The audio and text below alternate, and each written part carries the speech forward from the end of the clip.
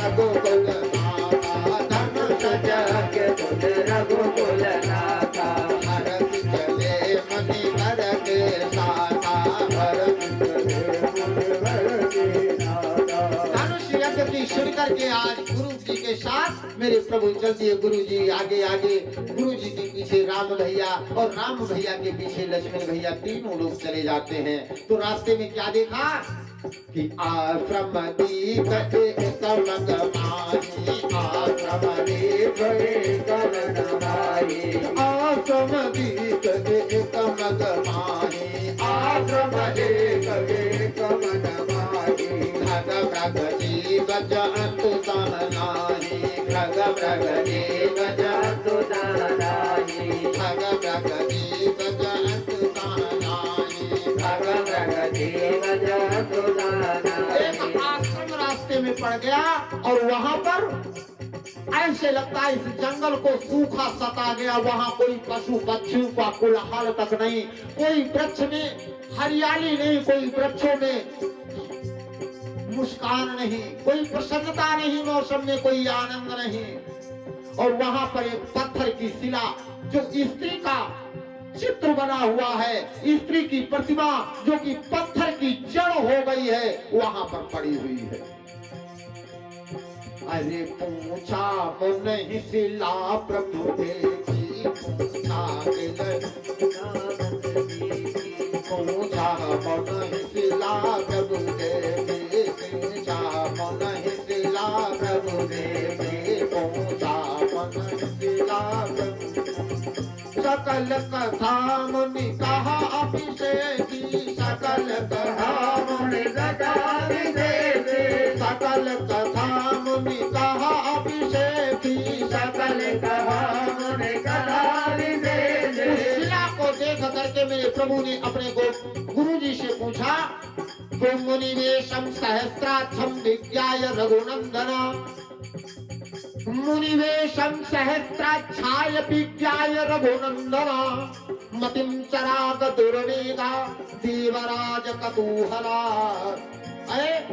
ये क्या कैसा ये जंगल है जहाँ इतना यहाँ पर निराशापन है? क्या कारण है गुरुजी कि यहाँ का वातावरण उतना सौम्य नहीं लग रहा, उतना अनुकूल नहीं है? पत्थर की शिला कौन है? तब गुरुजी ने वो बात इंद्र की बताई कि इंद्र, क्योंकि अहिल्या नाम है इस स्त्री का और महर्षि गौतम की पत्नी है। ये इतनी सुंदर थी कि इंद्र मतलब इंद्रियां इंद्र की व्याकुल हो आकर के गौतमी मतलब अहिल्या, अहिल्या का ही एक नाम है गौतमी, तो इनके शील भंग करने का प्रयत्न किया। चंद्रमा को मुर्गा बना दिया। उसने प्रातः काल आवाज दी। क्यों?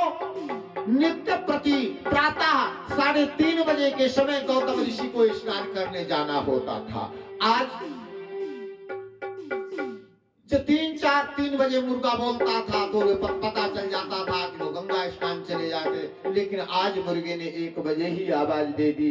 हालांकि गौतम जी के मन में तो आया कि अभी अभी तो सोया, इतना जल्दी प्रातः काल कैसे हो गया, लेकिन कहा मुर्गे ने आवाज दी है, जरूर हो गया होगा। तो अपना धोती लोटा उठा करके गंगा स्नान करने चले गए। और उधर इंद्र जो है वो गौतम ऋषि का रूप बना करके गौतम जी के गृह घर में प्रवेश कर गया। उधर गौतम ऋषि जब गंगा स्नान में पहुंचे तो गंगा ने कहा, अरे बेटा तूने हमको आकर के यहाँ जगा दिया, आकर के तेरे घर में तो चोर घुसे हुए हैं।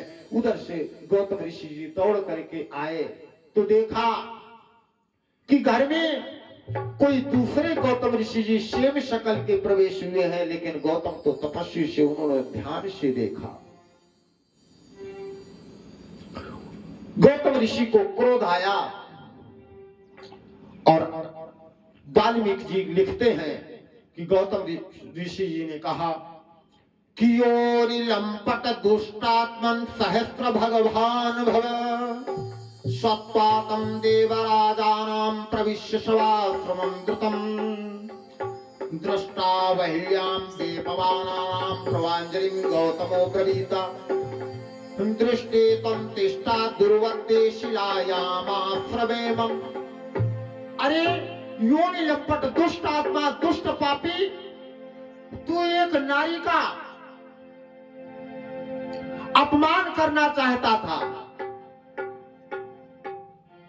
तू बलात् भोगना चाहता था, जातपुर तेरे पूरे शरीर में भग ही भग हो जाए।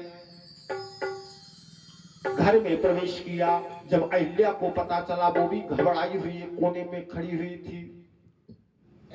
यहाँ पर गौतम ऋषि जी को क्रोध इसलिए आया, क्या तुमने अपने पति के पगों की आहट को नहीं समझा?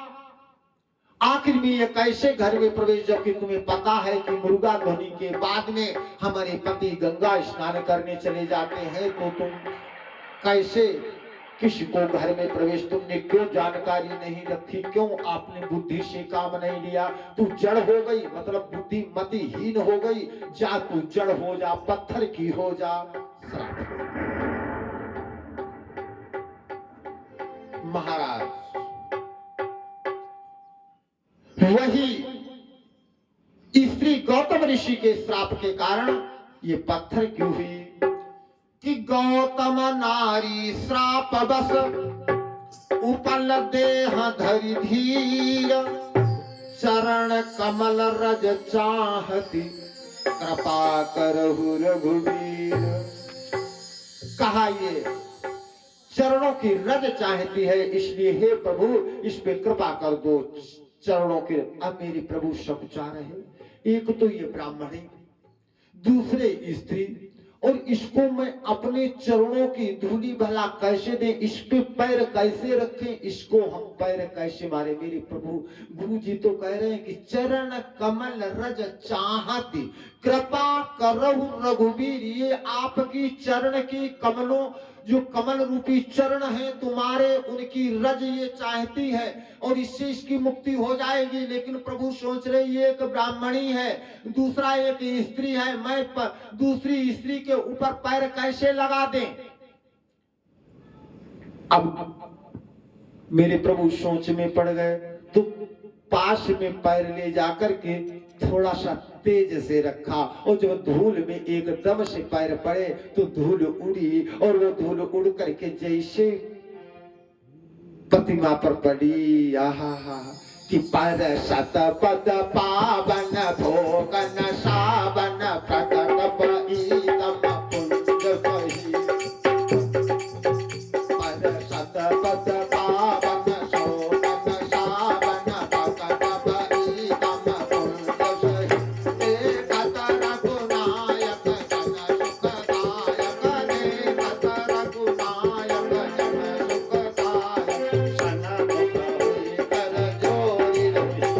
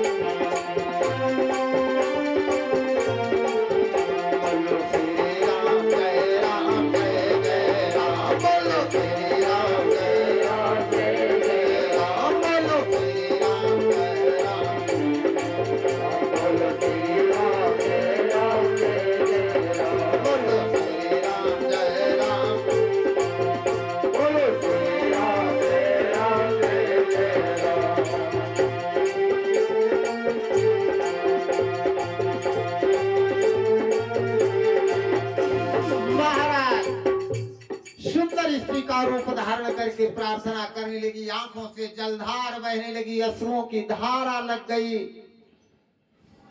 प्रार्थना करने लगी, अहिल्या नमस्ते पुरुषाध्यक्ष, नमस्ते भक्तवत्सला, नमस्ते सूर्यशीकेश नारायणे नमोस्तुते।